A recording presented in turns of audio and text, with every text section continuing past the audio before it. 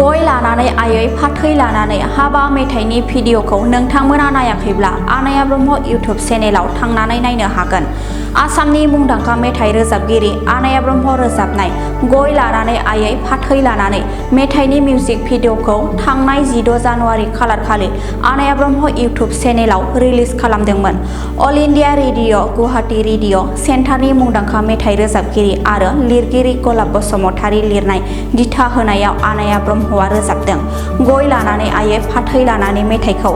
बेजों लोगोसेनो एबि प्रडाक्शननि बेनाराव दिहुननाय मिउजिक भिडिअआव सोमखोर बसुमतारीनि करिय'ग्राफ आरो दिथा होनायनि गेजेरजों मृणाल कसारी आरो हबास राभानि केमेरा सेबखांनायाव फाव खालामदों मुंदांखा एक्ट्रेस गेमस्रि दैमारि, एक्टर नयन कसारी, खुंख्रा बसुमतारी आरो आनाया ब्रह्म बिथांमोनजों लोगोसे गोबां गोदान महरगिरिफोरा।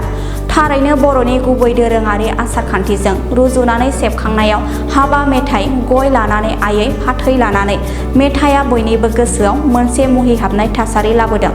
नोंथाङाबो जुदि गय लानानै आयै फाथै लानानै मेथाइनि मिउजिक भिडिअखौ नायथ'वाखैब्ला आनाया ब्रह्म इउटुब चेनेलाव थांनानै भिडिअखौ नायहैदो।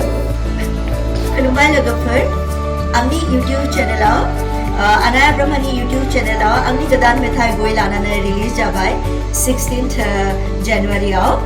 गासैबो नोंथांमोना थांना नायहैदो दे आंनि गोदान मेथाइखौ आरो लाइक शेयार फल' खालामदो। आसा खालामो भिडिअखौ नायनानै मोजां मोनगोन। गोजोन्थों।